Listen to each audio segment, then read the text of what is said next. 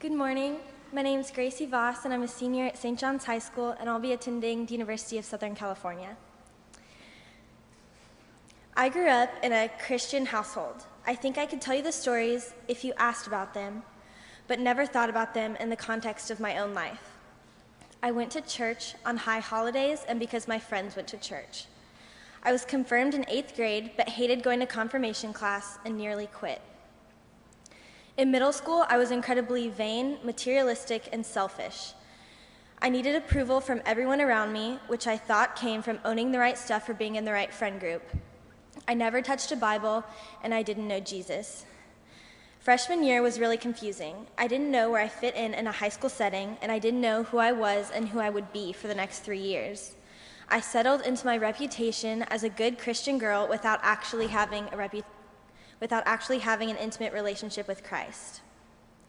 It wasn't until my sophomore year that I met Charlotte Payne, who brought me to her weekly accountability group here.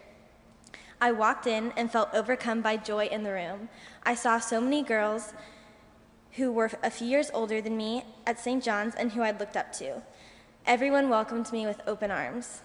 But I was at a point in my life where I thought that all religions could lead you to God.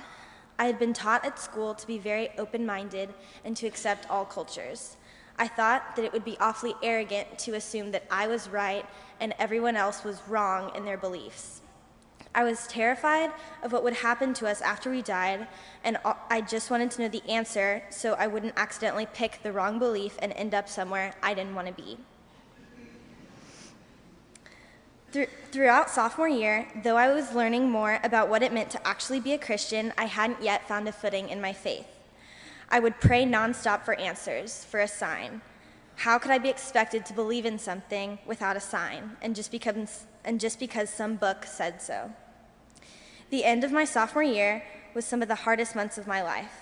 I couldn't see the point to anything I was doing. I didn't see why I should do schoolwork if it didn't make me happy, and I fell weeks behind. I was grasping for meaning in my life, but everywhere I tried, I came up short. I really didn't see the point of living, and a psychologist told me that I was depressed. At the same time, my parents were beginning to separate, and they later divorced. I felt like the world was crumbling beneath my feet.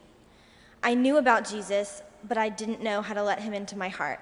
I didn't know that my answer was staring me straight in the face.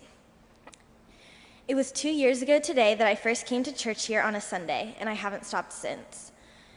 I came to hear the senior testimonies on Senior Sunday, and time after time I heard about those life-changing experiences on FPC summer trips.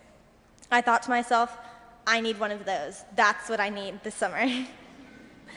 After much pleading with my mom, I was finally allowed to sign up, but that year's mission trip to Miami was full, and I was put on the wait list. I was told that there was a slim to no chance that anyone would get off the wait list, and my mom told me that there was no point in even staying on. But for some reason, I knew I was going. If someone had asked me what I was doing that summer, I would have told them that I was going on a mission trip to Miami with First Pres, which didn't make any sense because I was not on that trip.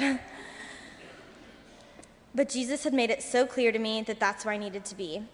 It wasn't until 3 days before the trip left that I got a call from Emily Deering saying that there was a space.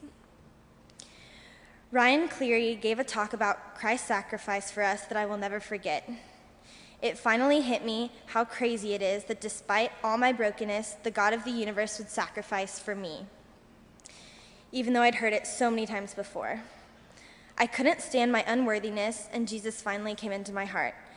After the talk, we were singing Forever Rain, and I started to cry. They encouraged people to go pray with leaders, so I went to pray with Anthony Cedar and immediately just broke down crying. In that moment, all I wanted to do was to be closer to Jesus, because I never felt like that before. I prayed that God would take all my sins, everything that holds me down and makes me so broken, so that I could be more like him. The trip to Miami changed the way I lived my life. I was surrounded by people I got so close to and legitimately cared about me more than people I had known for years. The atmosphere of love that I felt by everyone on that trip came back with me to Houston as a desire to make everyone feel like that. I still struggle with high school temptations, for Romans 3:23 says, "For all have sinned and fall short of the glory of God." But nothing has been the same since that summer because I've always had Jesus, and there's nothing better than that. Before, I put my hope on things that would always let me down, from friends to boys to family.